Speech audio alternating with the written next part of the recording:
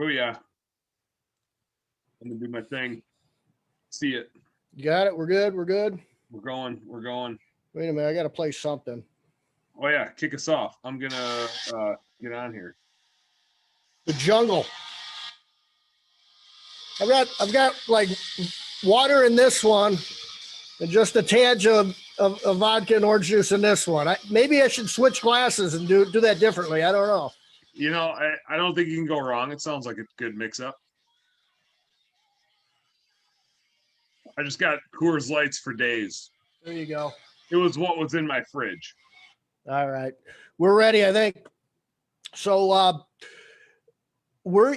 I think we're like 4, maybe 3 members away from busting that 1,000. Oh, member. no shit. Oh, yeah. So we need it. People. We need it. Invite Chris out there, invited somebody. So you guys are helping out. I think we started 10 shy, and then I kind of posted a little bit. I think we're like 2 or 3 away. We got to bust it. So if you're watching this, Shawn, you talk. I'm gonna do some sharing here, and when you get on this feed, join the group. Let's put it over the four-figure mark. Awesome. That's happening. That's happening. So Facebook Live, Blue Collar Recruiting, every Thursday night, 9 p.m. Eastern time. And we've never done this one before. We've done chunks and bits of it, and I'm gonna kind of hop, pretty much right into it because I think it's gonna be pretty in depth. I probably should have maybe studied a little bit more on what I was going to do, but I'm going to be sharing my screen a little bit with you here shortly. We're going to take you through. Hold on. Before you get like way too deep. Yeah. Like set it up a little bit for me, which will give me some time to share. My kids are also trying to break down my door. So if a kid shows up, coming through that little entryway there, that's what's going on. Their hands are too small to turn the doorknob though, so I just hear them like clanking around back there. I don't hear them, so you're good. Maybe not. You probably want to hear them. If you don't hear little kids, you're in trouble, man. You better do something. I heard my wife, so that's okay. Yeah, she's screaming. She's screaming and pouring. Not just Danny and Reggie out there. I heard my wife laying down some specific instructions, so we're probably okay. So Dan's trying to get some people. We're like 3 people away from having over 1,000 members. If you're just kind of hooking up here, and we've been recruiting like crazy, like a lot of others out there in the industry. I'm going to talk a little bit tonight about who Blue Skies is a little bit. We own a bunch of cleaning companies around the country. We do some other stuff. And we just get on every Thursday night, 9 p.m. Eastern, almost every Thursday night. Dan's got a beer bookkeeping. What is it? No, I always say beer first. I mean, like that's not the name of it, but I think the way you say it is probably more accurate. So yeah, we talk about beer and then bookkeeping too. Yeah. And then a lot of BS. The only man on the planet that can make bookkeeping exciting, fun, and you really feel good leaving. or at least he's dumb enough to try, There you go. Sandwich the bookkeeping between the beer and the BS. Tolerable. You're on Wednesday nights at what night? Is it 9 p.m. Eastern? 9 Eastern, 8 Central. That's when we do our thing. I was thinking now, like, I don't want to hijack your show here. I meant last night when I went live, I meant to like kind of take a poll of, we talk about marketing on there. We kind of like sometimes get into employee stuff. It's all financial related, but everything you do in business is financial related. So I've noticed it's less of bookkeeping, just more of business. Yeah. So I thought about going to like business beer and BS, but then it it kind of loses the nerdy edge to it. So I don't know. I haven't decided yet.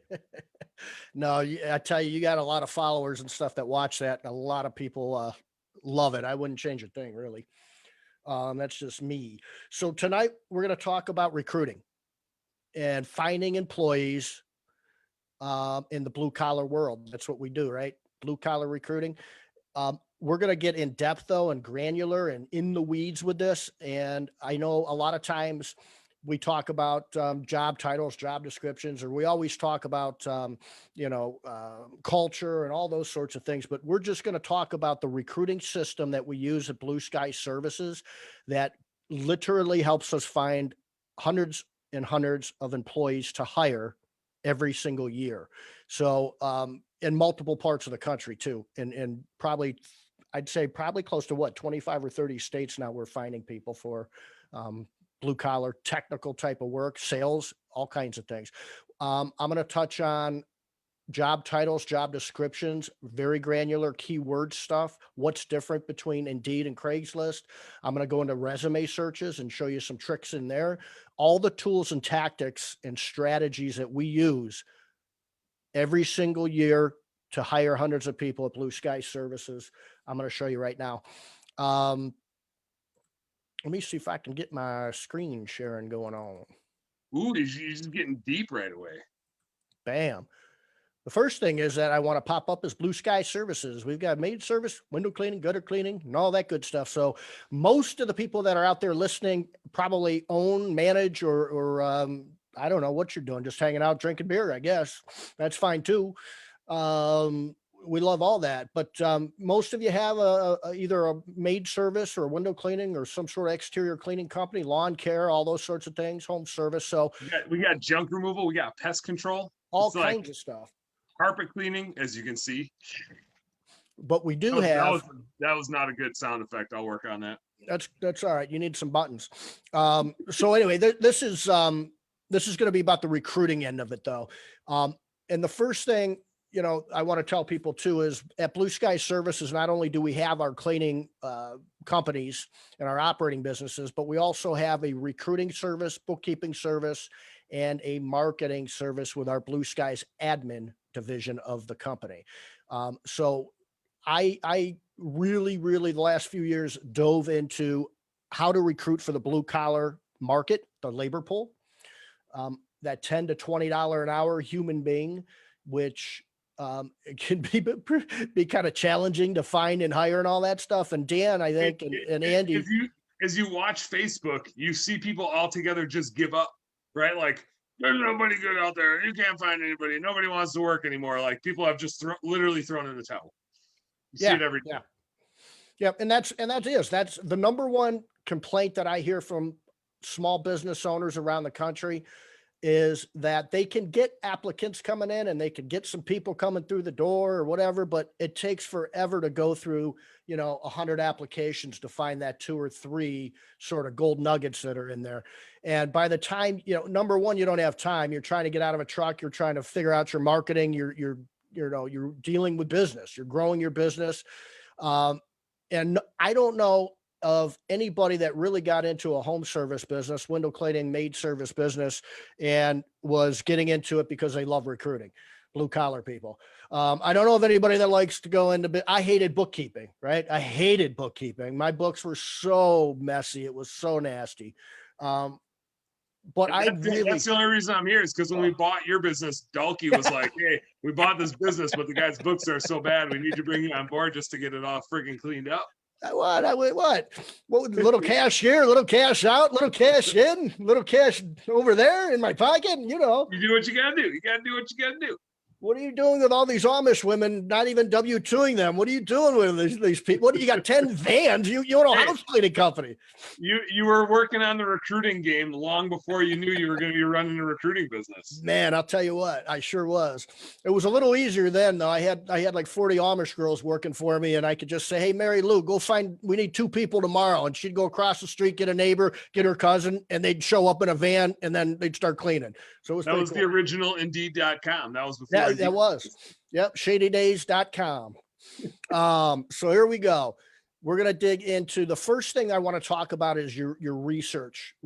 Most people don't research their labor market. Again, not a real fun thing to do, but one of the tools we use is ZipRecruiter, and you can just go ZipRecruiter.com and put in window cleaner, or just Google window cleaning salary. If that's what you're looking up, window cleaner salary in your area.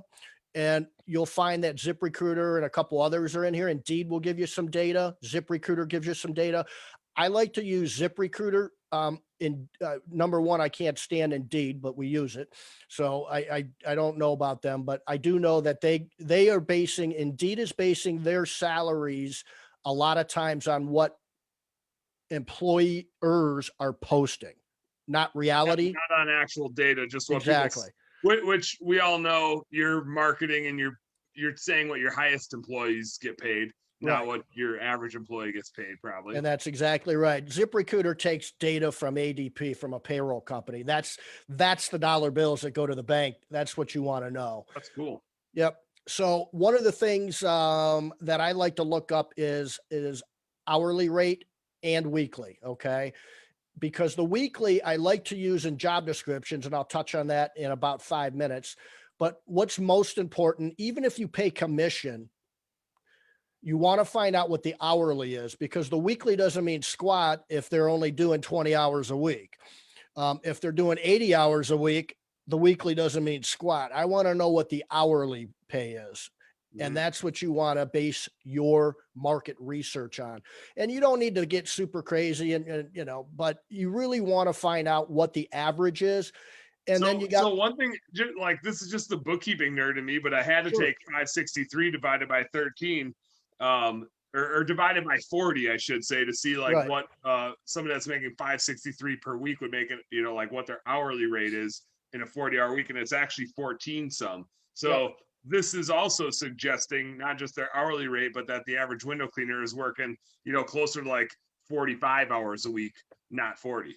And that's probably true. That's probably true.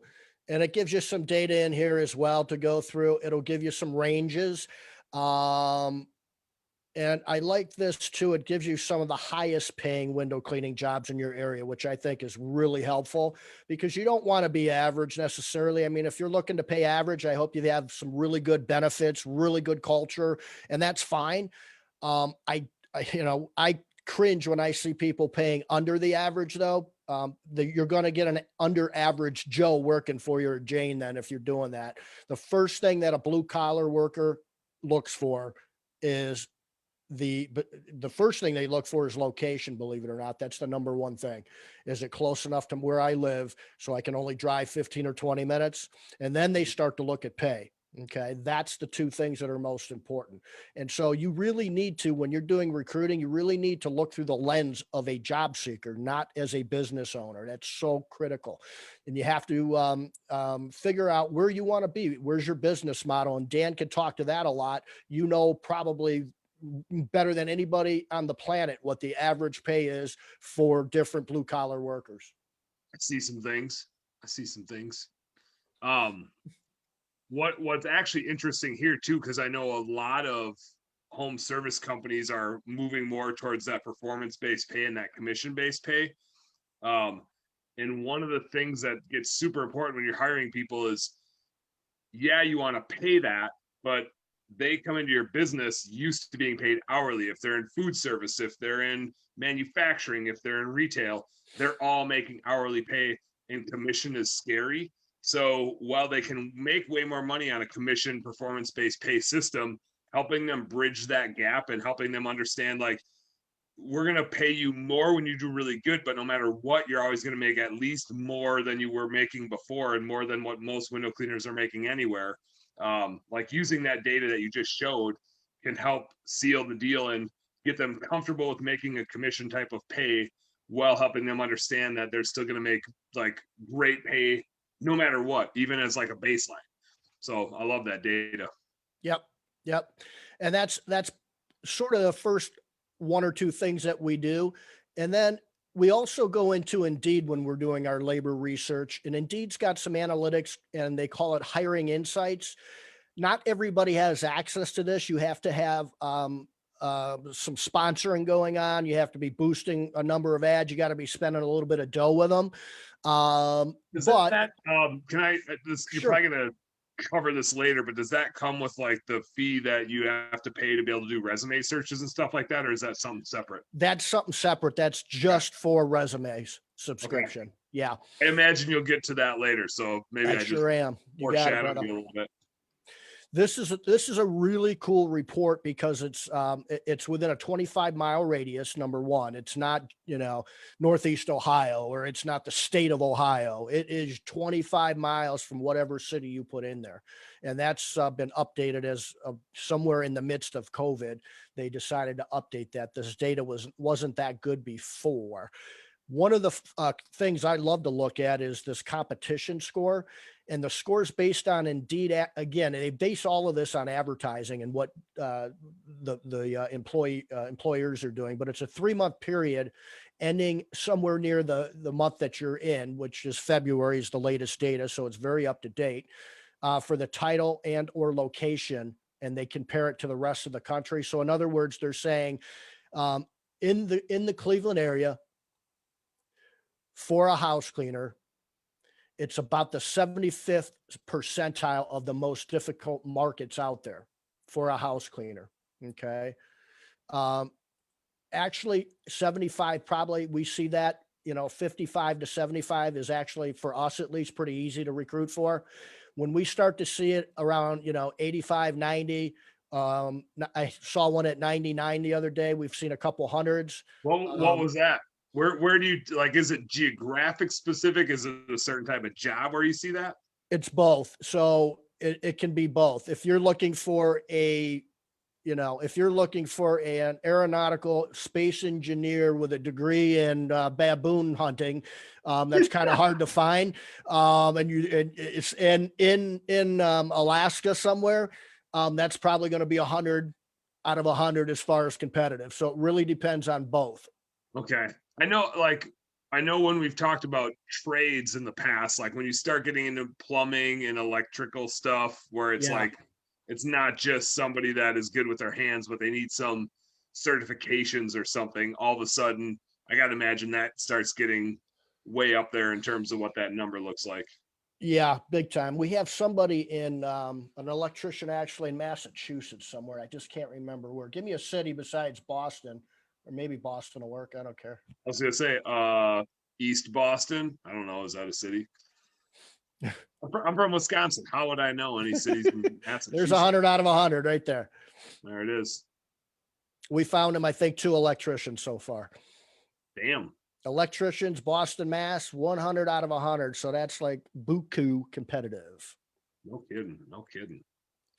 All right. Let me go back into the house cleaner gig. Whoa. I guess we can stick with Boston. That doesn't matter much for what I'm about to show you next. And again, this is all about, if you're just kind of hopping on, this is all about researching your labor market in your area. And this is a Indeed job site hiring insights report that we like to run when we're looking for data. The other thing that I look at in here, I look at other things, but I don't have a lot of time to go through every single thing, but are the keywords or the search items. So these are what job seekers are putting in when they're searching for a job in Boston, Massachusetts as a house cleaner. Okay. Man, that information is gold, because I know I've studied or watched very closely how you write job ads, and you and I have talked about that before. And man, if you know what those keywords are, I can see why writing that job ad is so important to hit those keywords and not like post your job description, right? Like nobody gives a shit about your job, that it's telling you exactly what people give a shit about. And I'll touch on this in about 5 minutes. It's irrelevant on Craigslist. Absolutely irrelevant to a point. The keywords or your job description? The keywords in the job description itself are irrelevant in Craigslist. That's crazy. That's crazy how different they are. It is, but there are certain places you want to put keywords in Craigslist. It's a very specific place. Indeed is completely different. The keywords can be similar, but they have to be in a completely different part of the job description. Cool. Or you're going to lose 70% of your application flow. But I wanted to put house cleaning Cleveland back in here because we've got a Cleveland office. The other thing I like to look at, top employers by clicks, Blue Sky Services. Oh yeah. 20% of it. And you know what's cool about that? And you know this, Dan, we hardly boost at all. This is mostly the free stuff. And we're getting the crazy thing is, and it's not even it's not, oh yeah, we're close to them. It's like, oh yeah, we're kicking their asses. and our Cleveland office is by far the least amount of recruiting that we have to do. So I'm sure that on our other markets, we're kicking ass there as well. So that's cool. Yep. So we want to make sure that we're dialing in on these keywords, so that when we create our job description, we know what we're doing. The other part of the research that I like to do is I like to come in and do, go to the resume searches. You can subscribe to a resume search database, both in ZipRecruiter and in Indeed. And there's a couple other places you can do it. It's not cheap. I think we spend a few $1,000s a year on it, maybe 2 or 3 grand a year. So it's I not was gonna cheap. say, I think it was just under 3 grand a year, and it's not like just for those that are watching, thinking like, oh, I should do resume searches. I mean, I know I don't know exactly how you do them, Shawn, but I know whenever we have a very important position to fill, we don't just wait for people to find us. We go find them with this, or you guys do. Yeah, And it's not like oh, I want to search a resume, I gotta pay X. It's you gotta pay, it's pay to play. It's like you gotta pay a few grand to be able to do this. So if you're wanting to do this, but you're not that big, or you can't afford to spend a few grand to have access to this, the cool thing about what you guys do on the recruiting side is you guys pay a few grand and hundreds of companies get to use this without having to pay for it because they're using you. exactly. Exactly. Um, Part of the this is, remember what we're doing here is still the research. We're still at the very beginning of the recruiting process. So I go in here and I'm not necessarily, talking about going in here to look for applicants to apply for your jobs necessarily. I'll touch on that though in a minute. I'm still doing research on keywords, and I'm looking to see, I'm trying to, again, put the lens on, or the hat on of a job seeker here. What are these people? These people right now, I like to click ready to work, and it reduces it a little bit. These are all people now that have clicked their resume and have said and indicated, we are ready to work now. So these people aren't messing around. They're ready to go to work. The other thing I can do is you can look it up by literally if they updated it yesterday. So how the hell active is that? I mean, this is like somebody begging to come through your door to interview, right? I'm clicking a box that says, I am ready now, man. I'm ready to hire me. And then they're also updating it yesterday. So this is like a super hot lead. Imagine it. But what I'm looking for, again, what are they using for keywords in their resume? Because the odds of whatever they're putting in their resume is exactly the keywords they're going to use when they're searching for a job. And so that's one way that I get into the, put the hat on of a job seeker. I want to know what they're looking at, what they're updating, what they're typing in Indeed and everywhere else when they're searching for jobs. I dig it. I dig it. It's when you talk about digital recruiting, there's this belief that you're recruiting a bunch of people without jobs that are just trying to like get unemployment benefits. And for sure, there's tons of them out there. But when you're doing this, you are finding people that are clearly being active. And so, like, you can no longer complain about not being able to find good people because yeah, the ones that are just like finding your ad and clicking on it because they want benefits. And if all you're doing is going on Indeed, posting a job and calling people that apply to your job, you're going to have the worst experience ever. But if you know how to sort them and filter them, and I'm sure you'll show us a little bit about how you do that maybe. Yep. But like this just cuts right to the chase and you can just go find the right ones without having to like worry about, are they really looking for a job? You can tell really quick if they're actually looking for a real job or just trying to, get some benefits or something. And we always talk about recruiting being so much, so in line or aligned with marketing and sales, right?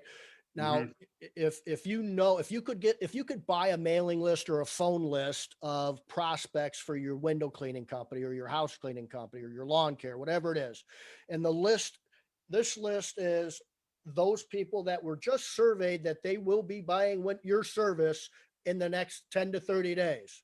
Okay. This list is just people in the neighborhood. Which list do you want to go after? That's what this is really doing. It's really finding what would be a hot prospect that's ready to buy your service. This is and that client may spend $300 with you or $1,500 with you. These people are bringing in $60,000, $70,000, $80,000 of revenue for you, and they're hot. They're ready to go. Yep. So now we've done our research, and that's how we've done it. So let's go into an actual ad we have up right now for Blue Sky Services inside of Indeed. Again, we're in Cleveland, Ohio, house cleaner. The job title is very important. I'm going to start there. Based on some keywords, a lot of times, and probably more than half of our house cleaning clients that we recruit for around the country, we tend to like to use the word housekeeper in there too, and housekeeping, because that's what the keywords show people are looking for. Go back to these keywords: housekeeper right in here.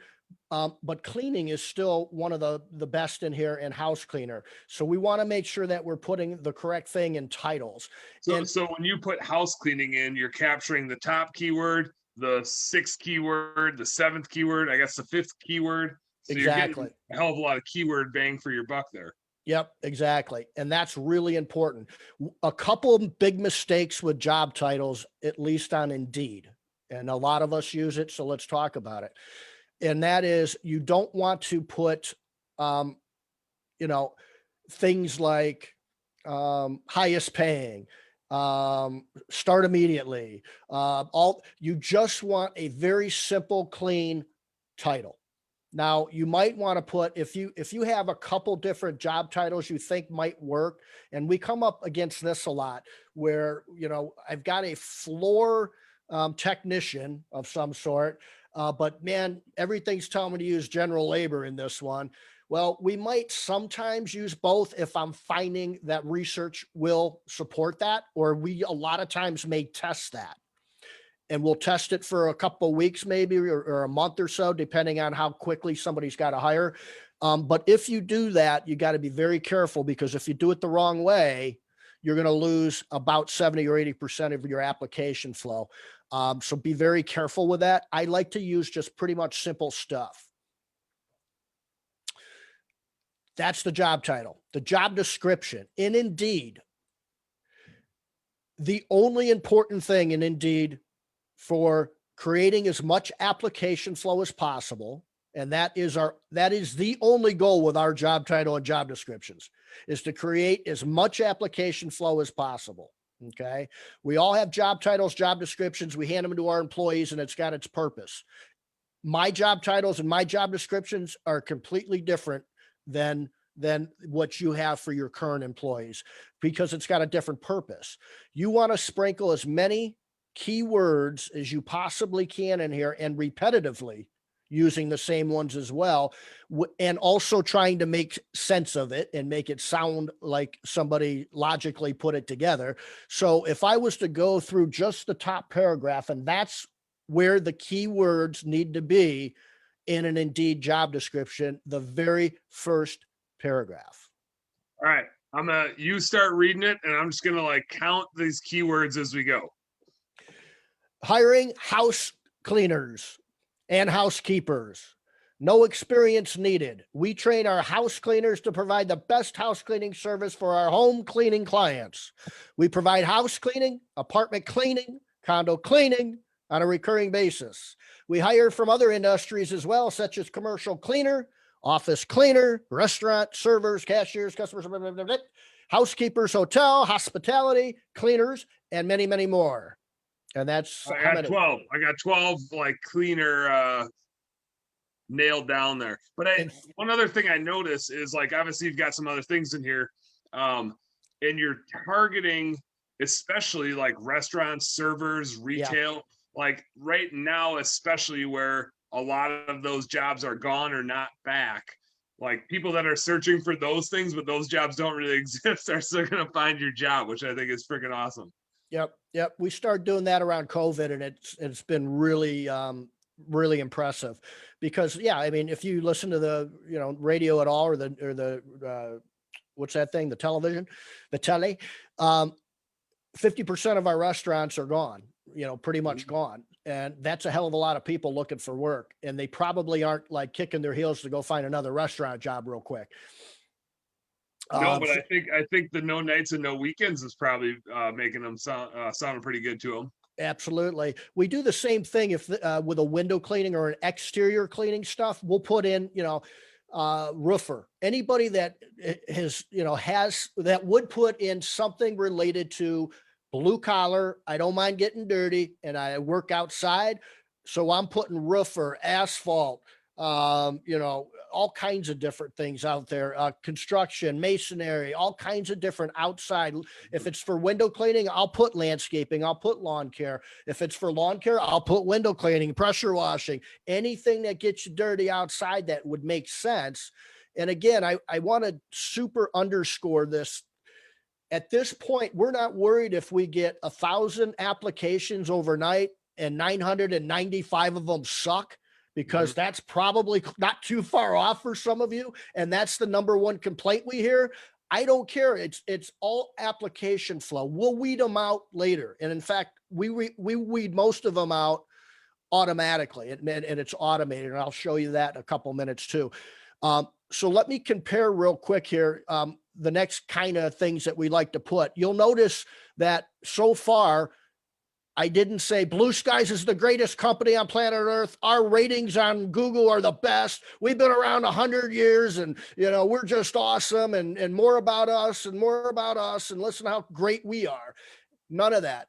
They don't care how long you've been in business. They honestly don't. That's nice. But you want to talk about what's in it for them. That's what you need to let them hear, see, and smell. It's all about them. You want to be selling to them, selling the job. You don't want to be talking about you and bragging about you.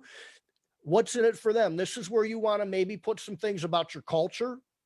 If you're really intensely supportive of employees and you have bonuses that you give and parties and fun and all those sorts of things, it goes there. If you have health benefits, most of our competitors don't. So you better throw that in there. Paid time off, all those sort of things. No nights, weekends, and holidays. That, like to Dan's point, that's a huge thing for a restaurant or server that's been, or a cashier even, that's been doing, every Labor Day, they're sitting there pounding, tables. They're working nights, they're working weekends. Maybe they didn't know they can make $700-800 a week by not working weekends, nights, and holidays. You want to put those things in there. I love to put things like we're employee focused. You will feel appreciated working for us. What's some of the things that we know, whether you're in a Conquer group, Debbie Sardone's your coach, or Molly Moran or whoever. What do we hear? I did notice you got your Conquer shirt on over there too, don't you? You got a pretty Conquer looking shirt on. Shout out Conquer. There you go. Being that we signed up about 30 Conquer related companies for recruiting, I thought I better damn well wear it. I didn't know that, but I just have like 5 Conquer shirts, so it's pretty much my day-to-day wardrobe. Thanks, Brandon Vaughn. No doubt. So when we talk about culture and things like that, or when we all know this, it's not always the money. Right. They look at other things. So it might be nice that you pay really good, but you also want to make sure that they know other things, like they will be appreciated. That's what employees want. What job would you tell your daughter or your son to apply for? You need to think about that. That's what you want your job to look like. And then you can start to talk a little bit about who's our perfect employee, and then some of the job requirements. I don't like to list maybe more than typically 3 to 5 job requirements. So I think I might take a look at this ad and take some of these out of here, because I like to use the word some, first of all, because I don't want to say this is all you have to, this is all we require. The other thing is I don't want to have 10 or 15 things listed here, because it sounds like a laundry list of things you better do or you better not do, or you're not getting a job. I usually think about 3 to 5 will cover it, and then you can screen them later on in the process. So our job ad here, I'm going to take a look at this maybe tomorrow and take some of these out of here. But that's it. That's what we use for Indeed. Again, first paragraph, that's where all your keywords are going. And that's based on the research we talked about, right? And then we just want to talk what's in it for you. What's in it for you, job seeker? Why is this a good fit for you? What are we going to do for you? I want to now show you a Craigslist ad very quickly. Okay. The job title, the most important couple things in a Craigslist ad are job title should stand out. You want it, bold. You want icons in here, dollar signs in here, weekly pay in here, things like that. Because when you look up something as a job seeker on Craigslist, if you've ever been on there, it just lists them like literally one after another. And so if yours just says general labor, click here, compared to general labor construction worker needed ASAP, amazing weekly pay, all these icons and that sort of thing. All you're doing here, it's like the old newspaper ad. You want it bold and you want it catching somebody's eye because then they're going to click on it. So you need them to click on it. That's the first thing. The second thing you want to do is make sure that you have really cool looking images in here like this. That's a really pretty cool looking image in here. Most Craigslist jobs don't have images, and the ones that do aren't always the nicest looking image, and they don't know what they're doing, and it's like off center and everything else. So those are the first two things. Job title, make it bold as you can. Have a nice image in there. Oh shoot, I hope I didn't screw that up. Nice image. Nice image. It is actually a really nice image. The next thing you want to do is make sure you have a hyperlink so that they can click on the job ad. That's really tricky in Craigslist because you have to do it. You can't just put in a link and expect it to be a hyperlink. You don't just kind of throw in an image. You can put in an image and it'll show up a little image in the corner, but you have to use HTML code to do this. So all of the things that we do in Craigslist will show up if you looked at it as HTML and coding. And then when we hit submit, it transitions into what you're looking at right here. Hey, I have an announcement. Cool. I invited some people to join the group, and we now have 1,000 members in the group. Woo! Nice. Thanks for our most recent joiners. Thanks for getting us over that hump. Absolutely. I'll drink to that. Then again, I'll drink to pretty much anything. Cheers. I'll drink to Dan drinking. There we go. Thank you, man. That's awesome. 1,000. Nice job. We talked about Indeed and keywords in the very first paragraph. Craigslist, the opposite. You want to put keywords at the end of it. Why is that? I don't know. That's just the way they do it. That's the way their algorithm works and the way that their platform works. I mean, I guess don't hate the play, hate the game. And Indeed, if you were to go to Indeed and put this set of words in the first paragraph in Indeed and think that that's going to get you a lot of application flow, that's going to get you flagged and you're going to get closed out of Indeed. It's so, I mean, like, it's so funny, but it's so valuable to know, to know the intricacies of each thing, because if you have to hire multiple people, you can't find all of the A players you need just by like relying on the same thing. If you talked about marketing earlier, and I've been talking with people about that. They're like, I want to double my business or triple my business. And I'm like, well, like, what are your top 5 marketing things? And they're like, well, I just wanted to like find 1 or 2 more. And I'm like, no, like the right customer for you is not all in the same place. Right. Like there's multiple right customers for you, and they're not all on Google, and they're not all on Facebook, and they're not all going to hear your radio ad, and they're not all going to be on Nextdoor. You gotta keep finding more things. Like, yeah, you might be able to get enough off of one source to get a little bit, but it's not going to grow you to 1 million. It might get you to 100 or 200,000, but it's not going to double or triple your business to get you where you need to go. And I feel like recruiting is the same way. If all you want to do is Indeed and do the free stuff and maybe boost a little bit, you're missing a huge segment of the market. And if you don't know these things, you're not going to be able to tap into the next best thing and the next thing and the next thing to find all of the A players that you need. Yep, I agree. And the other thing too is, let's go back to that number one complaint I hear, which is, I get some applications, but they all suck. Well, they don't all suck. Okay. Craigslist sucks in my area, and Craigslist, that kind of is the bottom of the barrel in my area.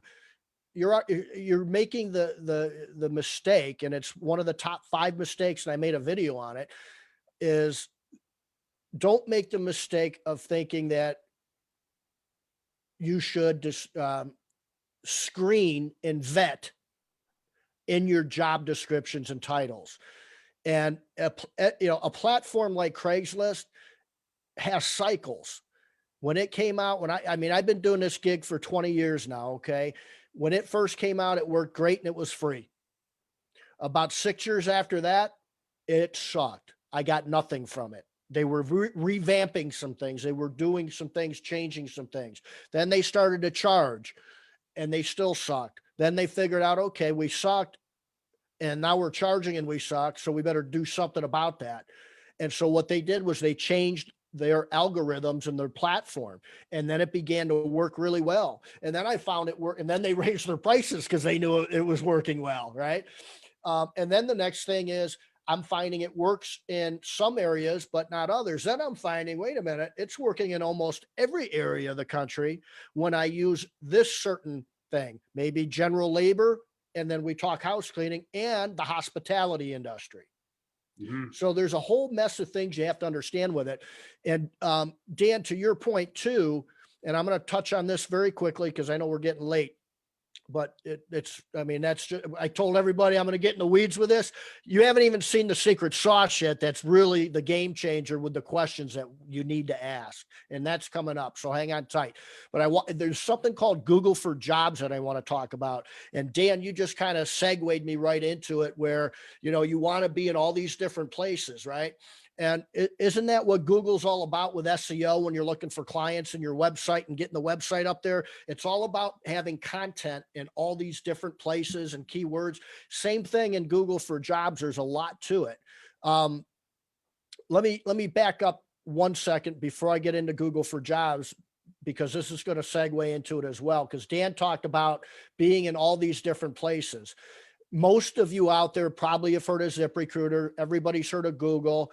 I'm sure all of you have heard of Yakaz. I can't tell you how many people talk about old Yakaz right here. Nope. No, that one time though.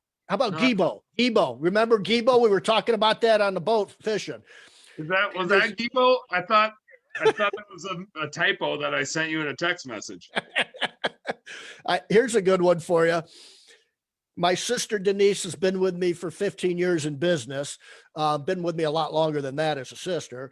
And so I'm texting her one day and I meant to text, let me make sure I say this right. I meant to text her, I know you're busy, B-U-S-Y.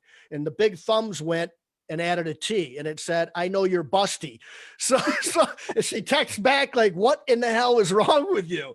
And I'm like, I'm looking, going, what the hell's wrong with you? And she's like, thank God she's your sister. And that right, was right.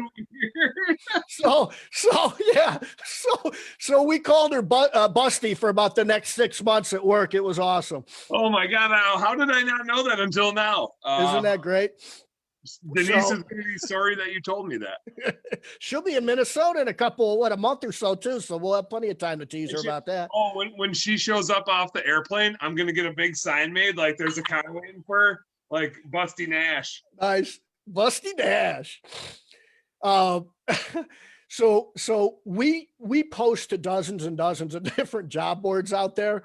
We don't use all the ones here. Obviously, some of these are geographically and so on and so forth, but you need to know about them. One of the easiest ways to get listed on a bunch of them is to use ZipRecruiter. ZipRecruiter's got a free gig where you can post a job for free, just like Indeed. While you're getting into this, and since you're talking about ZipRecruiter, I want to stop you real quick. The Far Side had asked Shawn, how is ZipRecruiter different? So since you're talking about ZipRecruiter, weave that in, like what makes ZipRecruiter different, what's good and bad about it. I think at least for the blue collar stuff, technician stuff, I would not spend a lot of time on ZipRecruiter for that.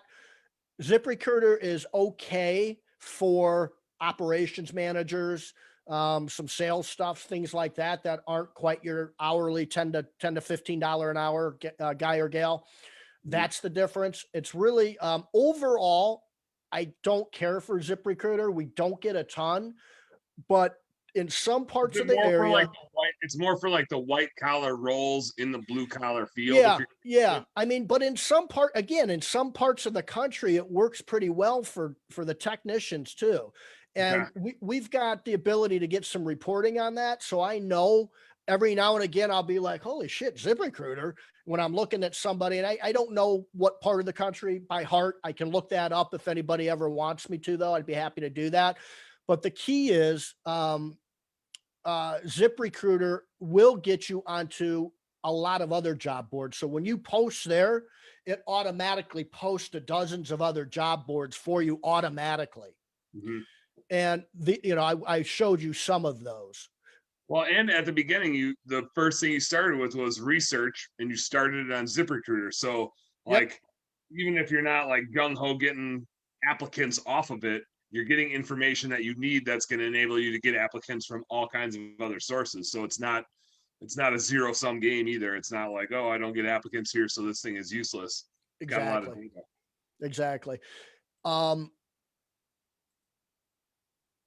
so if you get a free gig going on ZipRecruiter and then you post on ZipRecruiter, it'll automatically post with other job boards, which probably aren't going to get you hardly any application flow. That's not what the idea is, at least in my view. But like Dan was talking about Google, okay, you want to be everywhere possible because Google for Jobs is a game changer. And it really is one of those things that nobody knows about. And it's crazy. It's Google. We all know about Google, but Google for Jobs came out about 5 or 6 years ago. And I remember hearing about it, and I've kept a pulse on it like literally weekly from that point on. Every week I'm going, what are they doing? What are they doing? And nothing was really happening. About two It years ago. reminds me of the Google guarantee thing when you're like, I've heard about Google guarantee for like the last 2 years. When is Right. this thing? It's going to matter. Like, they're going to take everything over because it's Google and they Yep. own all of us. So, like, when is this happening? Exactly. It's exactly right. And the Google thing didn't really get traction until about 2 years ago. Google for Jobs. And I'll show you a little bit, a couple things that are very important about it. So that's the segue into being everywhere on job boards and every place you can be. About 3 years ago, about maybe 30% of job seekers would go to Google and start their job search there. Now it's close to 75% of job seekers now start their job search going to Google. I think that's going to be closer to 85 or 90% in a year or two. All right. So that's obviously something you want to pay attention to. With that said, Google for jobs, unlike Google to try to get clients and acquire clients where you can throw money at it. And you can say, hey, AdWords, there's a couple $100, get me a couple clients. Hey, pay per click. Yep, I can do that and get a few clients, $10 a click or whatever it is. Right now, I'm sure this will change. Right now, you can't throw any money at Google to get your jobs listed at the top of Google when a job seeker searches for it. You have to understand the tagging. You have to understand the algorithm. You have to understand and be in many, many platforms and places in order for their algorithms to find you. You need to be on Facebook, Craigslist, social media everywhere. You need to understand the coding, the HTML that goes into it. I didn't like any of that. So we hired I don't know what you just somebody. said, but tying back to ZipRecruiter, I now see the value in ZipRecruiter because it posts to 40 plus job boards. And now I Exactly. see why ZipRecruiter is valuable. Exactly. Yep. And it's got its purpose. Mhm. With all that said, we hired somebody to make damn sure that if 75%, soon to be 90% of the human beings looking for you for a job, find you. We hired somebody to do that. And typically what happens, I'll go real quickly here. General Labor, Plymouth, Minnesota. We've got an office in Plymouth, Minnesota. I refreshed it. So we said General Labor, Plymouth, Minnesota. It might be window cleaner near me. If you happen to live in Plymouth, I don't. So I have to put Plymouth in there. And this is what Google for Jobs looks like. Many of you may not have ever seen it because most business owners aren't looking for a job. So this is what it looks like. It normally pops up the top 3 to 5 jobs posted that most likely fit what that job seeker just put into Google and they're searching for. And so you have to understand how that all works. We have the top 2 of 3 out of hundreds and hundreds of jobs that are posted here because we understand enough about it to hire somebody. And that's Google for Jobs. It's Really, badass. really important. Okay.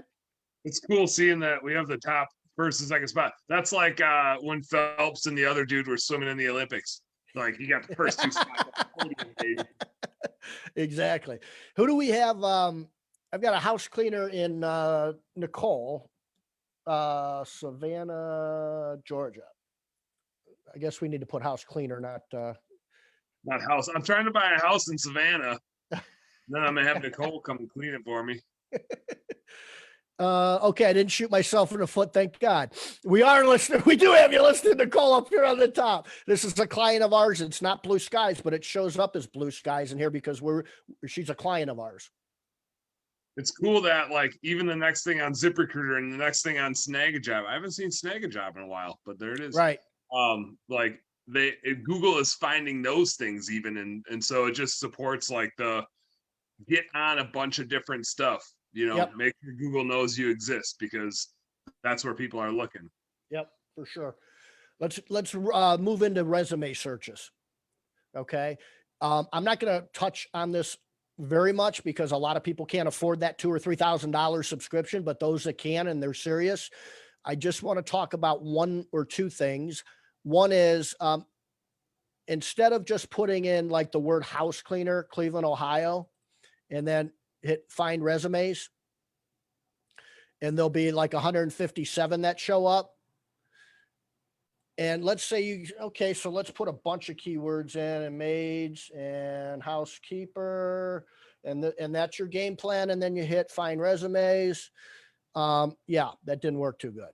Okay. What you need to understand is something called Boolean, which is a mathematical term. And so let me stop you before you go too far, because Janeth Edrington, Ryan Edrington's wife. Yeah. Janeth, how are you? She had said earlier, reminds me of my Boolean string making days.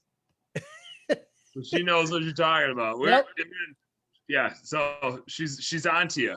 She's awesome.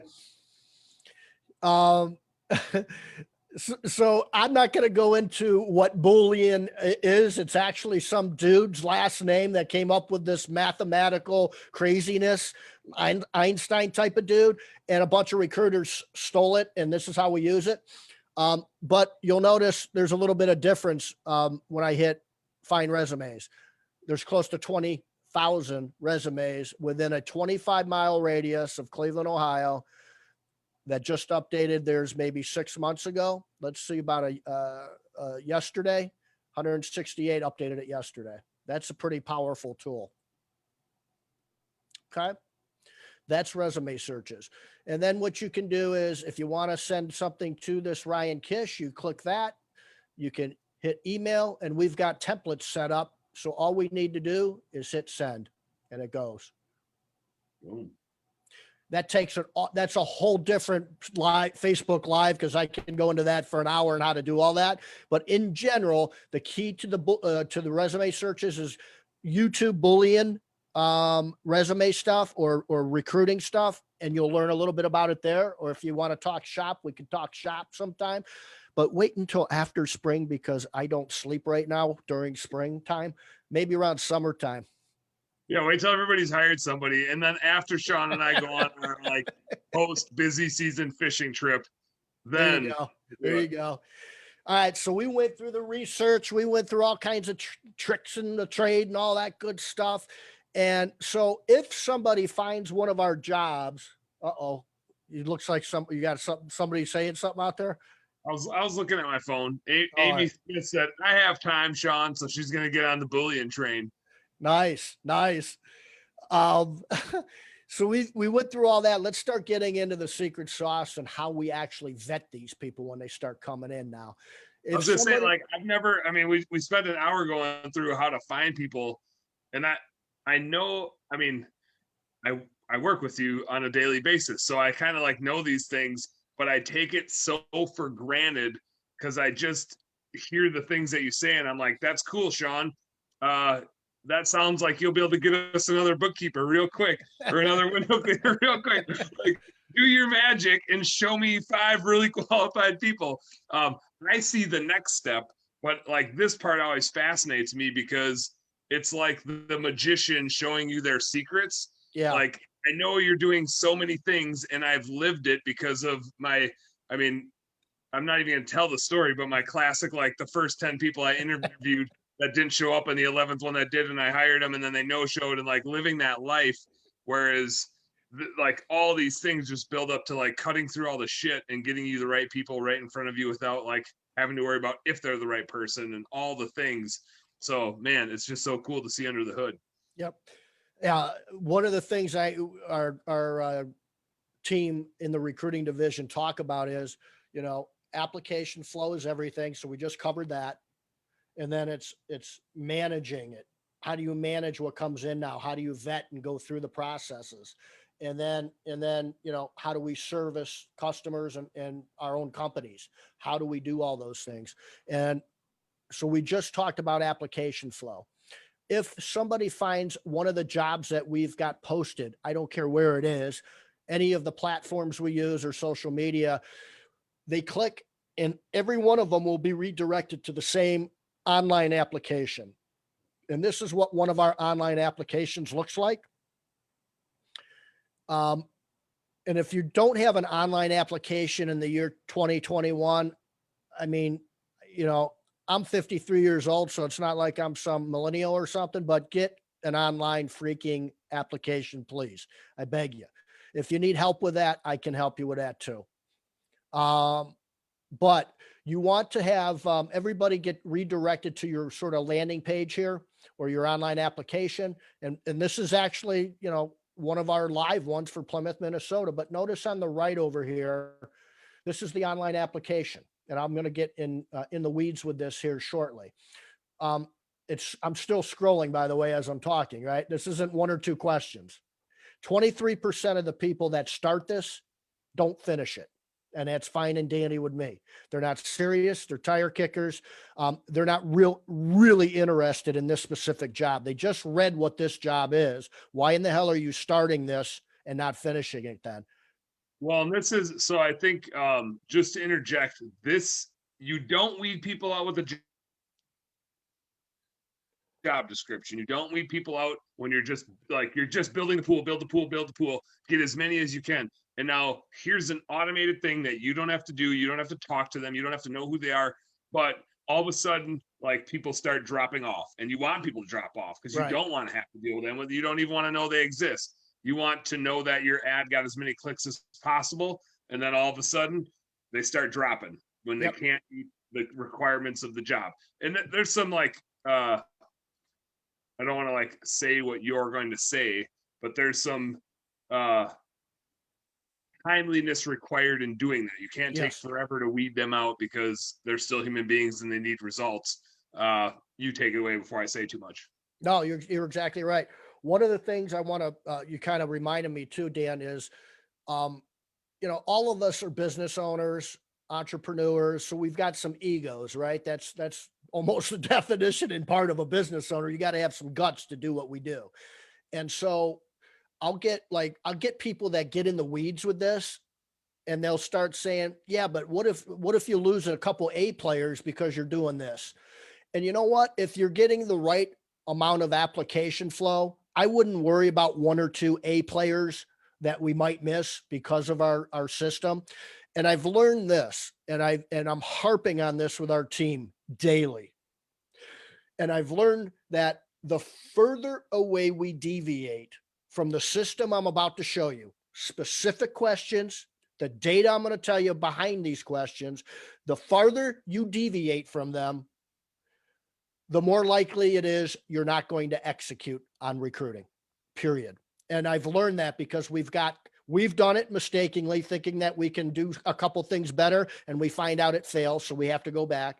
And it took me 9 months to put this together with other people. We've tweaked it over several years, and we've got data behind this that shows what works and what doesn't. And when you have that, that's powerful.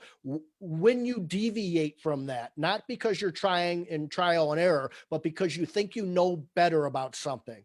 We've got the data and it works in most every part of the country.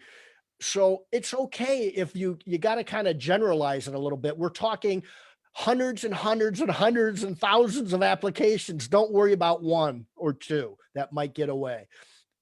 Stick with the process. 23% go away. That means 77%. Is that right, bookkeeper? Did I do that math right? It's good enough for me right now. I don't have a spreadsheet going, Shawn. The ones that hit submit, you want to have an application tracking system. There's 1,000 of them out there. Okay. You want to have an application tracking system to manage this. You can probably do it on a spreadsheet a little bit, I would guess, if you're really good at spreadsheets. I'm not. I'd rather just get a platform that already has things set up for me. So Zoho is one of them. Juan Shapiro's got one. That's a good one, and it's a higher. I'm sorry, it's higher. Pipe Hire, and then Pipe Hire. Yeah. Dominique has Hire Who, which is another Yep. similar but a little bit different. Yep. They're out there, and I've used both of those.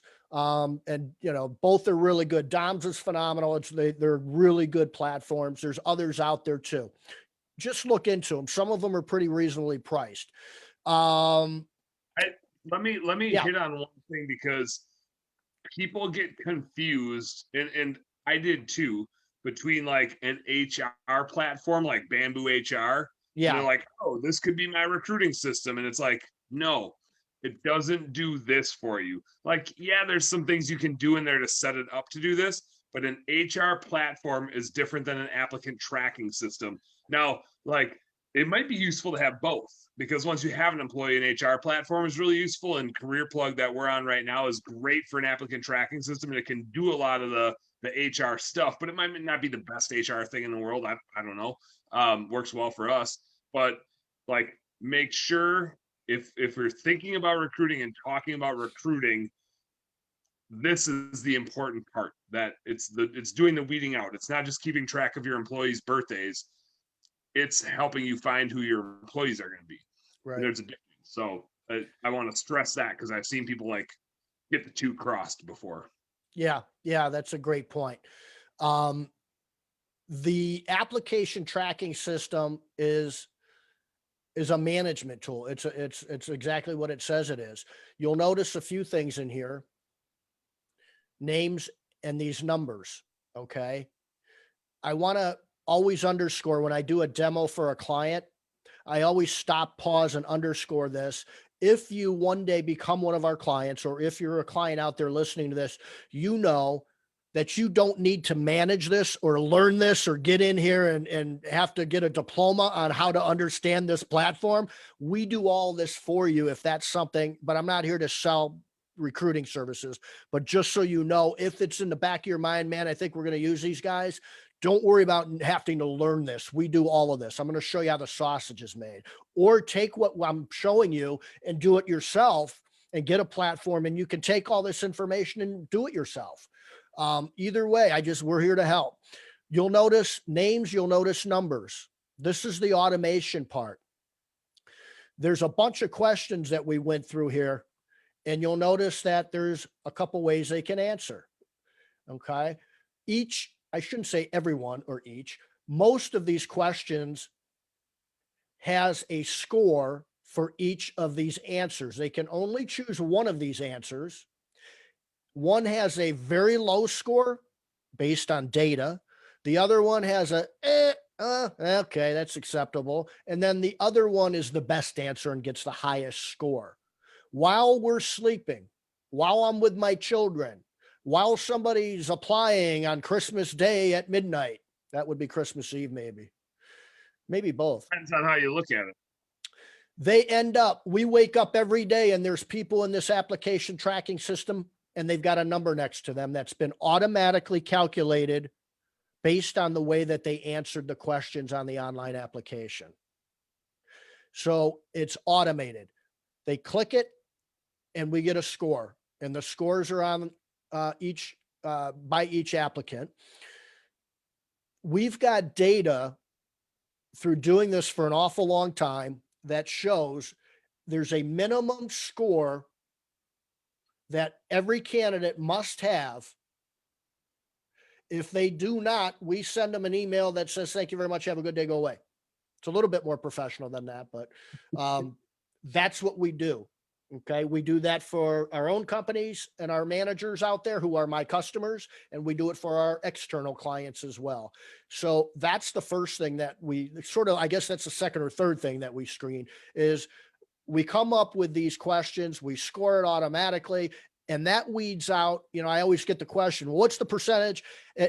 I don't have a specific percentage because it depends on your labor market. It depends on the job title. It depends on a couple other things. So I can't give you an exact, but it does weed out most of them. Hey, I missed a question before from Amy, and it's a really good one. So I want to interrupt you and circle back to it, if that's all right. Absolutely. Yes, aren't most job sites pay per click? Don't I want to weed them out before they click? Let me flip the question to you about marketing and sales. Do you worry about having a bad prospect come in, or are you just throwing money and then you have an acquisition cost on a client? It's the same thing. You want to have application flow. That's the only reason you have a job title and job description. That's one answer. Yeah. And I think in that regard, like, you want to attract the right customers, but if you can buy the leads for cheap enough and know that you have a way to segment them without having to talk to them, right? Like, if you bought the lead and you had to talk to everybody, that would suck, because not only are you spending the money, but you're also spending the time then. So from a marketing perspective, like, yeah, you might want to segment them before you have to pay for the lead. But in this case, it's easier to segment them after, because you don't have to talk to them. So you can get right to the chase. And it's about building the biggest, like, pot of application flow that you can. And it's not, sure. You're not as concerned about the cost per lead in this case. You're concerned about how many A players you get and what the cost per A player is. And so if you segment them first, you're going to end up having to spend more money in the long run, either because you're not hiring A players or because you had to go to so many different places to find them and spend more anyway. So you might as well spend the money to get the leads on a cost per click basis and then weed them out, which is maybe one of the differences in marketing, from recruiting versus marketing. Anyway, sorry, I cut you off there. And that's a great question. The other answer is there are free stuff too. And so Indeed's got free and it's pretty effective. ZipRecruiter's got free. It's pretty effective. You can go into Facebook groups for free and post some stuff in groups there. Craigslist is only like $40, sometimes $25. That's nothing. But that's a good question, Amy. Here's a strategy that we implement very, very often. And that is, we start with all the free stuff. Because on the free stuff, when you post something free on Indeed or ZipRecruiter or whatever, it typically gets you a pretty decent amount of application flow. What tends to happen on week 2 and 3 is that your job posting, which was free, starts to drop down to the very bottom of page 1, then onto page 2. And so in week 3, for sure, in week 4, your application flow is really soaked up and goes away. So instead of saying, let's post a job and spend money right away, we say, post all the free stuff, watch it for a week, watch it on week 2. If you start to see it dwindle big time on week 2, that's when you spend money. If it's doing okay on week 2, look at week 3. If it starts to really dwindle on week 3, so we a lot of times will do this for our own companies and our clients, free for 2 weeks, boost for 2 weeks. At the end of those 30 days, you can refresh and repost the job free again, and it gets back on top again. Application flow increases dramatically again, and do it all over again. A week of free, maybe 2 weeks because you're watching it. And then it's time to boost. So you're boosting half the amount of time, or possibly half the amount of money, really, when you use that strategy. In fact, I'll take it a step further. I've told clients, would you quit boosting $5 a day on Indeed? Because once that $5 is up, they take you drop down dramatically. So you're almost hurting yourself when you do that. That's interesting. I hadn't thought about it that way, but yeah, if that $5 gets used up, you're like out of the game. Right. Exactly. You're better off doing it free for a week or two and then throwing, $20 a day or something like that at it, depending on what your needs are. If you need one person, I would say in 75%, and this is just guess, 75% of the nation, if you're looking to hire one or two blue collar, hourly type of individual, 10 to 15, maybe $20 an hour, you can get away with doing free stuff. If you're looking for one or two, if you're looking for more than that, then you're going to need to boost and sponsor in this labor market. If you're in Salt Lake City, you might have to start boosting after 3 days when you're going, wow, I've got 5 applications. That ain't good. Idaho's a tough market. Minnesota's a tough market. Yeah, I was gonna say, it's so funny how it's market to market, because I look at our ability to like hire people in Cincinnati, and it's like we hire 3 people a week, and in Minneapolis it's like how many thousands of dollars do we need to spend, Shawn? Right. It's just so different, right? It's just crazy different, but it's the way it is. Let's get into some of those secret sauce questions. What do you think? Dig it. All right. I still got a beer and like a swig left, so I'm good for like another half hour. Beauty. Let me go over a couple of the questions here. I'm not going to get all through all the questions we ask or anything like that, but I'll give you a sense of what you should be asking. One of the first things that we do is we start with the knockout questions. Our clients will let us know what that is. We know what ours is. Most of our clients say you got to have a driver's license or we can't hire you. When they answer no in our application tracking system, it automatically disqualifies them. D, big old D, disqualify. So those are your knockout questions. Have to be authorized to work in the USA. The second set of questions. Let me hit you with this, because I haven't seen this one before. Like, I know we ask them if they're a veteran. Is it 100 if they're a yes or a no? Is it just like a question that we ask so we know? It's a question that I like to ask because of the WOTC, the working tax credits that the government, and we're going to probably have that conversation on Facebook Live in the next week or so. Ooh, I'll make some snakes for that. Yeah, there's the federal government has a what form number is that again? Do you remember 1098 or something like that? So WOTC tax credit, and the government. So WOTC. Yeah. So the government basically says, here's a certain amount or a certain segment of our population that we will give you back a credit on your taxes if you hire this person. And military veterans are part of that group. If you hire a vet and they're with you for a certain amount of time, the government will give you a tax credit on your tax return. And so that's one of the reasons that I like to ask that. The next set of questions and screening. So if you think about it too, Dan, we're screening within the screening in different ways, right? So I'm showing you in general how we screen, but there's like the first set of screening in the screening is the knockout questions. The next set of screening in the screening process in general is this. Which one of these 3 things would upset you the most? Questions. Okay. Which one of these 3 things? I love the, I mean, when I was like in school and there was like the multiple choice or the son of a bitch, there's no right answer. Like, I know there's no right answer. Like, what's the least worst answer? I hated those. Yes. But now that I'm on the other side of them, I love them. So I came up with these questions for a couple of reasons, and then I'm going to talk a little bit about the data behind this question. Okay. And then I'm going to tell you, after 20 years of being in this gig, what my gut tells me too. And then I'm going to tell you what a common denominator is with this type of human being that answers this way. It's super powerful stuff. This is one question. So when I had a company in Cleveland, I had at one time like 40 technicians that were part-time, full-time. And I used to hire every now and again, more times than not, I would hire a human being that was this great human being and a great employee. 3 months later, they turned into this Frankenstein human being and a horrible employee. And they were bitching about things that I knew. I told you this was going to be part of the job. Why is So I'm thinking to myself, wouldn't that be cool if we can find out what somebody's going to bitch and complain about before we hire them?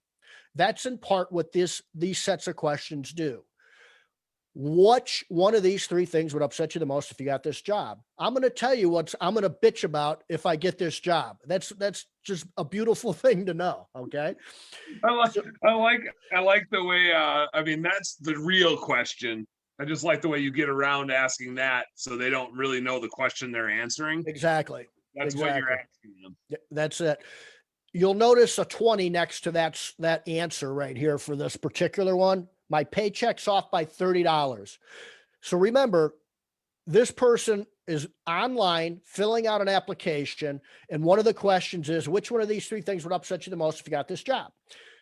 They choose A, B, or C. They don't tell us what they want to put. It's either A, B, or C. The worst answer gets a 20. The answer, okay, gets a 60. The best answer gets a 100. The really interesting thing is I went through this is that a couple of these on the surface look like a very reasonable thing to complain about. I mean, my paycheck's wrong. That's reasonable, right? You would think. That's not what the data shows, though. The data shows this one. On which one of these three things would upset you the most if you got this job? Those that answered my paycheck is off by $30. Okay. Those that answered that way, which is the lowest score, on average last about 10 months or less with our company. Okay. That's the data. They're just like, they get hung up on irrelevant stuff. Well, I'll tell you what the common denominator is, because what I did was I talked to a bunch of people that answered this way that used to work for us, some that still worked for us, and then talked to like Tina and some managers out there about it. Mm-hmm. And then, so the data is 11 months or less on average. The common denominator of this human being is this is the employee that always pits the owner versus the employee. It's sort of like a union mentality. And I got plenty of uncles in the union. Unions are fine. I'm not saying that, but they're the ones that bring back a bunch of checks, or they are handing customers invoices and go, did you see how much that he's making? These guys are making millions of dollars and look at what they're paying us. And then they're going around and telling everybody in the office that. That's why that common denominator comes up. So we talked about the data, 11 months or less on average. We talked about the common denominator of it, right? So we've identified the common denominator of the human being. So this is what my gut tells me after talking to a lot of people about this, a lot of past employees. Let me, this is like a confession. Maybe not a confession, but it's a massive realization. You remember Zach Benny that used to work for us? Yeah. Everything he said, and I remember taking it to Dalkey too when I first started, was like, everything this guy says, and he was one of our managers, he was phenomenal at his job. He could fix anything. Something would break in the field, he had it fixed. The guy was like a freaking Swiss Army knife. Would do shit you would never even ask somebody to do. But I mean, like, I love him to death. I still check in on him. Like, he doesn't work for us anymore, and it was a good separation, but I wouldn't let him go way sooner and like helped him find a different job. Everything was you guys.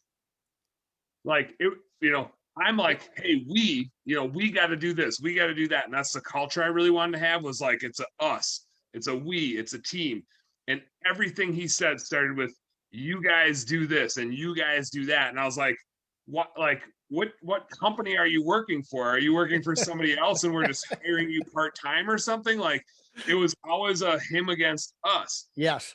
And I was like, for a manager, I just don't get that mentality. Like, it's got to be our company, and you are us. Like, if you're not us and you think you're somebody else, this is gonna be a big problem. And I didn't have the guts to fire him soon enough, and eventually, like, it just got toxic, and he kind of let himself go, and I agreed. But man, he was on our team way before before you even started here. He was on our team, so we never ran. Like, if he would have run through this, we would have never hired the guy. Which would have led to exactly what happened, and I should have fired him way before that. I just didn't have the guts to do it. But man, there was something you said in there too that I want to make very clear. these things aren't, you said he wasn't a bad guy. These things aren't questions to find out who's a good person and a bad person. It's just something to find if they're a good fit or not. And not only for you guys as business owners, but is it a good fit for them too? If they're not going to answer these things correctly, that based on our data, why would we want them to get hired if we know they're only going to last 10 months on average or less? That's not good for them either. It's just not good for anybody. That's why it's important too. I want to talk one more that's not on here, but I do have it memorized. Which one of these three things would upset you the most if you got this job? One of the answers we score the lowest is, and again, on the surface, sounds like a reasonable thing to complain about, is this answer. Somebody's always late to work and the owner or manager never does a thing about it. Again, I wake up, I might have kids to take care of. My car might not start in the morning sometimes, so I'm out there trying to do that. These are people we hire, right? And I get my ass to work on time every morning. And this guy's late once or twice a week. Reasonable, right? Let's take the guesswork out of it. The data on this one, again, is about 8 months or less with our company, okay? On average, the turnover, they only last 8 months or less. The common denominator, this is by far, and I was floored when I talked to people, almost to the person. This is your gossiper and your drama king or queen. And this is, now I put my gut to it, right? We talk about data, common denominator, now my gut. If somebody says to you, I am going to bitch and complain if you hire me about what somebody else is doing or not doing, I'm probably going to run my mouth about it. That's the definition of gossip. That's exactly the definition of what gossip actually is. That I am looking, wondering, worrying, and nosy about what others are either doing or not doing. Then I'm going to run my mouth about it. I can't find a better definition of gossip than that. That alone would have solved all of our St. Louis problems, and we would have had Terry in her role way sooner, right? Oh man. Amy had made the comment drama, and when we put Terry in that role in St. Louis, it was like drama went from here to like nothing, right? Big time. If we would have known what we know now, and we would have asked that question, yep. We didn't even know. I knew who Terry was, right? And I thought she was gonna kick my ass. Actually, I thought Terry was gonna beat me up when I saw her because she's not gonna put up with nothing. Yep. And if I would have known that this was an important question, I'd have been like, Terry, why don't you just run this whole location for us instead of wasting 3 years trying to, get the weather report, if you will, in St. Louis. St. Louis. So here's when I do my demos, I always tell people, we bought a company in St. Louis area, and George and Kathy owned it for 30 years. We bought it. George, Kathy retired, and 12 people went along with them. And so we had to get really good at recruiting. That's when we kind of woke up and said, listen, man, if we're going to keep buying cleaning companies, we can't be mediocre at recruiting, because that's what we are at best at that time, was mediocre. And so that's literally when we said, Shawn, go figure this freaking thing out. And I said, I will, leave me alone. And 9 months later, I kind of figured it out, and then we tweaked it from there. And this is exactly what we use for our company day in and day out in multiple locations. That's what prompted all this. I'm going to go over two more sets of questions. If you owned a company set of questions, if you owned a company job seeker, which one of these answers below would best do this or that or the other? And let me tell you what this is all about. One of the things that I hated to do with employees was babysit them. Hey man, the truck doesn't have any gas, dude. What should I do? Okay, let's see here. I trained you on this. You have a gas card. You're raising children, and I think you have pets, and you don't know what the hell to do when a vehicle needs gas. Okay. That used to drive me freaking nuts. I hated it. I want to hire people. I want to love them, train them, give them the tools, and tell them they're great. And I'm there if you need a hug. Don't make me babysit you. I hated it. If I have somebody that is answering questions the same way that you as a business owner would answer or an entrepreneur would answer, it's pretty likely you're not going to have to babysit that person. In fact, it's not only likely that you're not going to have to babysit that person, you got a hell of a good chance that they're going to have some management capabilities and some leadership skills. If you're answering like a business owner, that's a valuable human being to hire. I don't think anybody would disagree with that. One of the things that I like to ask as well is, if you owned a cleaning company, what would your attendance policy be? You'd shit yourself if you saw how many people said it's okay to miss work 4 or 5 times a month. I mean, that's more than once a week, man. You can't do that. And so, in fact, in some of our areas and some of our clients, we disqualify people that answer that. I don't care what they do after that or before that. If you think it's okay to miss 5 days of work a month when you're scheduled to work, you got to go. I don't even want to talk to you anymore. I'm gonna take a week off every month. I'll see you guys later. Come on, give me a break. So there's a whole mess of those. There's some 2 other ones very quickly though. Some of the other ones are very industry specific, where we'll ask things like, are you more comfortable knowing you'll be off at 5 p.m. or what level of comfort, I think is how we ask it. Do you have getting off at 5 p.m. every night versus not knowing when you're going to get off? I don't know how many of you out there tell your employees you'll be off at exactly 5 p.m. every day. Probably none of you. If you run a home service business, you can tell them we're probably not going to work nights and weekends, but you can't tell them if they're going out to a job site. Pretty hard to tell them what time they're going to get done at. That's right. You got weather, you got, construction. It does. Yeah, exactly. We got a whole mess of those as well. Last set of questions that we like to ask, and a lot of you maybe have heard of this one out there, is the rate your luck in life. Rate your luck in life. That's my favorite one. Mine too. Ask them that. Even when I follow up, I still ask them that question in an interview. Yep. Just because I want to hear their explanation of it. Yep. It's fun to get into that with people.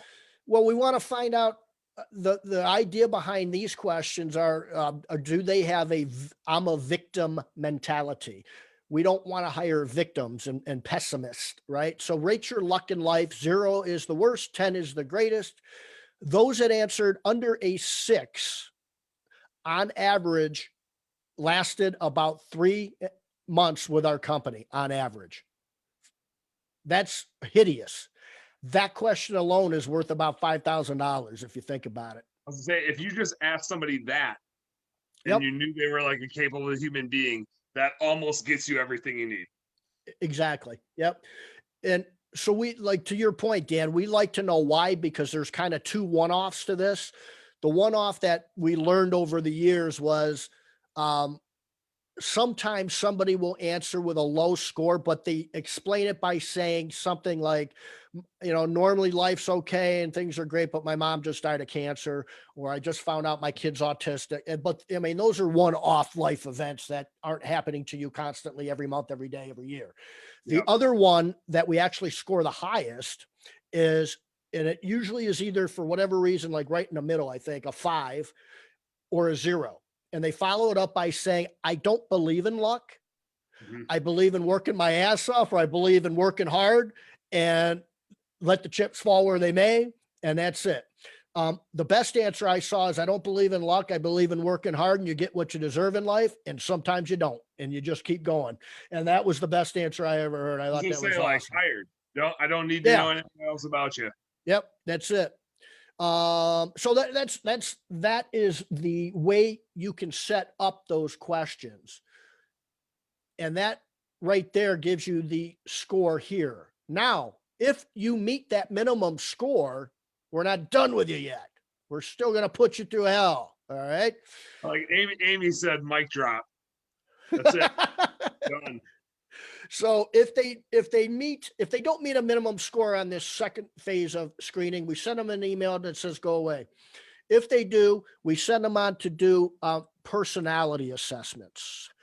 These are more like the scientific type of thing. This is outsourced and integrated with our platform. So this is more like your DISC profile type of thing. A little bit more like some of those profiles. and there's a couple that we like to ask. And let me stop and say one thing too. These sets of questions that we have also can work on sales, but we have different ones that are specific to uncover some things about sales. Office manager, ops manager, we have specific ones with data behind those as well. So we can get really job title specific. The same thing with our assessments here. There's also sales potential. If you're hiring a salesperson, there's customer service. If you're hiring customer service, there's actually one that's not listed on here, but we have that is managerial judgment. If you're hiring a manager of some sort, the three that we like to use the most are emotional stability. And when you strip away the fanciness of that, it basically says, how do you handle stress? You got to drive. That's stressful. You deal with human beings. That can be stressful. Weather and driving and working outside is stressful, let alone your personal life. That's all fine. We just want to know if you can handle it. The next thing we want to find out is how and uncover a little bit about is your level of integrity. Obviously, self-explanatory. We want to hire honest people. And then the optimist. We want people that are positive and that are looking, are generally happy people. And those people are just marvelous for our culture. And the way we figure it is this: if you are somebody that can handle stress, you're honest, and you're super optimistic, and we've uncovered an awful lot about you on this phase here, those two things. And then the last thing we do is look at their resume to make sure they're not job hopping and to make sure they're not moving all over the place, that they have a stable residency. The data shows that if you made it through all that, and by the way, nobody's talked to this human being. We haven't even emailed this human being. And we know more. This all happened while we were sleeping in about an hour. Yep. And we know more about this human being than most of his family and half his friends. And we haven't even talked to him yet. Okay. The other thing that we're doing through all this too, at least for our managers out there in the field with Blue Skies and our external clients when we recruit, is we've got somebody that's doing all the engaging with these candidates. So nobody is calling you and saying, "Hey man, how much do you pay? And are you going to drug test, man? If I do this?" We handle all that. We deal with it. You don't deal with it as a client or a manager out in the field at Blue Skies. We handle all that stuff. If you make it through all that, we're going to interview you. And 95% of the time at Blue Skies, we're going to hire you. I like the, on that personality assessment, that it covers our main core values, which are positive attitude with the optimism and ownership and accountability with the integrity. Like we're hitting our core values. So we make sure when we hire somebody, they're coming in representing the culture that we want. Like it's all about hiring to your culture. So when they show up, they're not like surprised by your culture. They're not surprised by you trying to like create a positive atmosphere. Like, oh God, these people are trying to be so damn positive. Like, you're damn right we are. Like, we're here to have a good time. Like, yeah, we got to go clean some stuff, but we're not going to do it and drag about it. And if that was what you wanted, you wouldn't have made it through this far. Like, you got to have some pep in your step to show up. For sure. If anybody out there is recruited, and hired a couple, maybe a dozen or so people in your time, not necessarily every month or every year, but even if you've just done 12 or 13 hires over the years, there's not been a time where I've been involved in recruiting and hiring people and then watching them work, where I've said at the interview table sometimes before this dude's a rock star. I want, this guy needs to be hired now, man. This guy is awesome. Just to find out 2 months later, that was one of the worst hires I had, and vice versa. I'm looking at somebody going, man, I know I need I got to have a pulse. So I'm going to hire this person anyway. And they're one of the best employees, or at least they surprised me and they're good. And that type of thing, when you're looking at yourself going, man, how did that happen? If you use these questions and this rating system and get some data behind it, you're not going to be scratching your head going, man, that was surprising. Very little people get through this and surprise you. I wonder what would have happened with our Minneapolis home cleaning business if we would have had this back in the day. Yeah. The managers that we went through and the dishonesty that we went through when we had that business is Yep. just laughable. And I kind of feel like if we would have had this and had the chops back then that we have now, like that might be $1 million business by itself because we would have had Right. all the people. And Yep. we had whatever her name was that, Yeah. was talking about her mileage and calling off on holidays and all that. I thought about her the other day. I won't name names, but I thought about her and I was just laughing like, man, we've come a long way.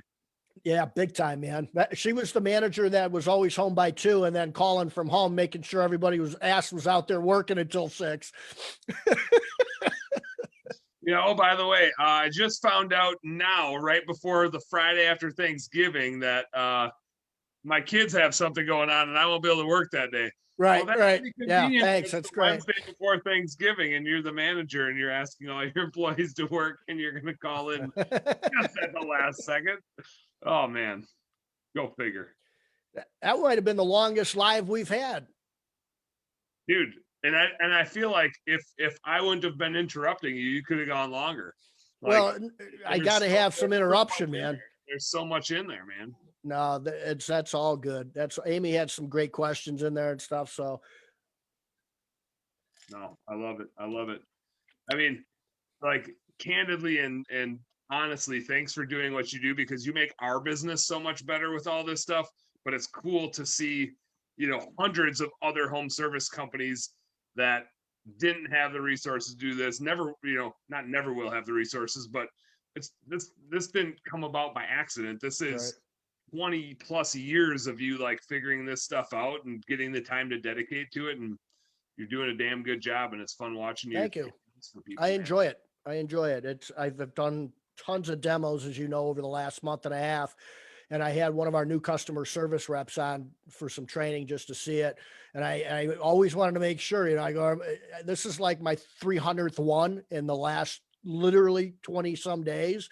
And I'm like, do I at least still sound enthusiastic? Like I've never done this before. And she's like, yeah, man. She's like, you really had me on the edge of my seat. Cause I'm like this and I'm going like, and then you go, and then, and I'm like, you got to do this. These people are crazy. Yeah. And I do. I get into it. I really do. And once I get going on it, I just love talking about it. I had a demo with somebody from Fish window cleaning the other day, maybe yesterday. Time flies. It's hard to know. It's hard to know. It is. It was this week sometime. I know that. And basically he asked, and they use Career Plug. They use the same platform. So he's like, is there a way I can just have you set everything up and just do it for me? And then I'll kind of manage it from there. And I'm like, probably, but right now, no, because I just don't have time to do do it for you, but I'll come up with something and I'll charge you something and then we'll take it from there. Maybe. I don't know. We've never done that before, but there's been a lot of things we've never done that all of a sudden, we never thought we'd be recruiting for other companies other than our own when we started this whole process. It was definitely a pull and not a push. I remember the first time, I think it was Gabe in Nashville was like, hey, can you guys hire me some subcontractors or something? And we're like, like it's a little different than the cleaners that we hire for ourselves. But I mean, like, what's your Indeed account? Like, we'll get in there and do something. First way, Gabe, you got 400 applications to look at. Let us know how that goes. Good luck, man. I still remember the first, like when we first started recruiting, the first piece of feedback was like, the first negative feedback we got was, I have 300 applications. There's no way I can get through all these. Like, you guys suck. Like the negative feedback that we got was like, you guys got us way too many applications and they all suck. It was like, well, yeah, they all suck. Like, there are 300 applications. There's like 5 good ones in there, though. You got to find them. Right. But good feedback. And I think it's funny because wasn't the first invoice we actually sent out a kind of a fake one that was for like a case of beer?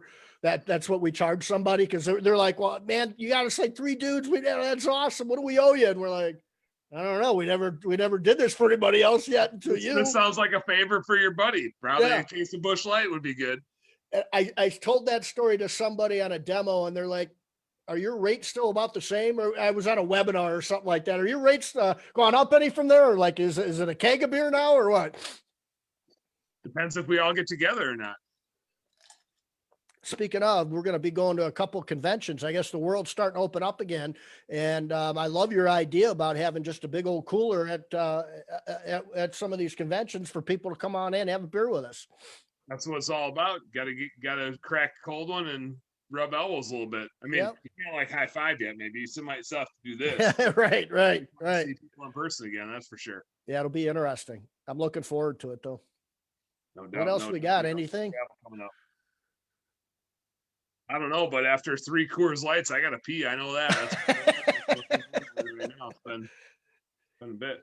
All right, man. I am through all that. That was burned out.